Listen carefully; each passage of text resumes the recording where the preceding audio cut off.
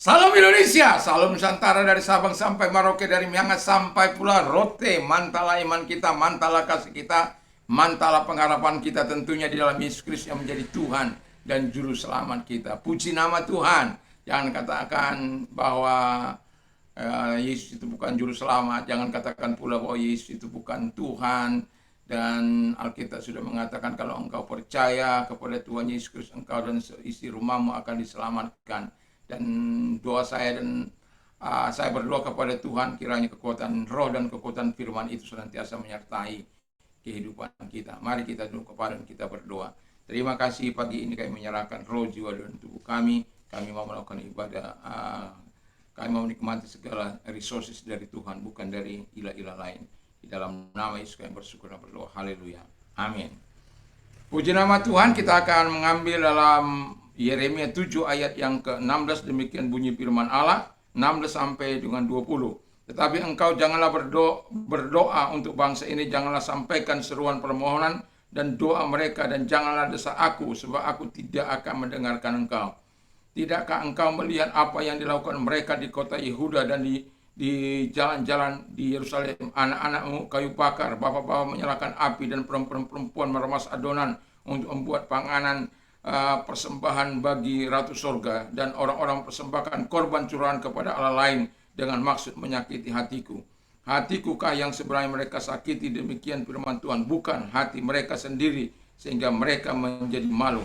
Sebab itu beginilah firman Tuhan Allah, sesungguhnya murkaku dan kehangatan amarahku akan tercurah ke tempat ini, ke atas manusia, ke atas hewan, atas pohon-pohonan di padang, dan atas hasil tanah. Amarahku itu akan menyala-nyala dengan tidak padam-padam. Wow, sesuatu yang sangat luar biasa. Tema kita adalah source of atau resources of spiritual strength. Jadi sumber dari kekuatan rohani kita. Nah, kalau kita lihat bagaimana orang Israel, orang Yehuda melakukan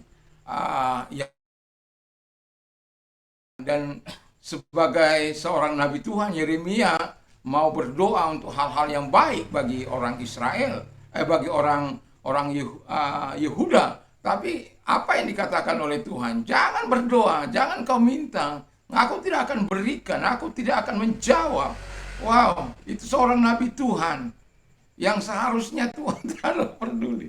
Tapi karena memang bangsa Israel ini yang keras tengkuk, keras kepala, terus bebal, tebal, kebal. Wah, di situ semua lengkap sudah, sempurna sudah kejahatan mereka. Dan itulah sebabnya Tuhan sangat mengatakan, kalau engkau terus melakukan itu, wah, murka Allah itu bukan hanya pada mereka, tapi pada hewan, pada tumbuh-tumbuhan, pada tanaman, pada pohon-pohon, dan itu tidak akan berhenti, kata firman Allah. Wow. Jadi kita bisa terhindar dari ini. Kita tidak bisa mengandalkan Baal, kita tidak bisa mengandalkan Ratu Sorga. Ratu Sorga menurut mereka. Tetapi mau saya katakan kepada kita, kita tidak juga bisa mengandalkan ilah lain. Jadi kalau kita mau mengalami kekuatan sorgawi itu, kekuatan spiritual itu, hanya kalau kita mengerti bahwa hanya Tuhan menjadi kekuatan kita. Ya, jadi kalau Tuhan, kita tahu bahwa Tuhan menjadi kekuatan kita, dan Yesus itu juga menjadi kekuatan kita, dan Roh Kudus dan firman Allah, saya yakin dan percaya kita akan bisa terhindar dari perbuatan-perbuatan yang tidak menyukakan hati Allah. Kita tidak akan pernah menang. Ingat, kita tidak akan pernah menang melawan si jahat, atau melawan iblis, atau melawan kita tidak akan pernah menang melawan Allah. Kita akan tetap menjadi pecundang kalau kita melawan Allah. Yang bisa kita lawan iblis kalau kita bersahabat dengan Tuhan.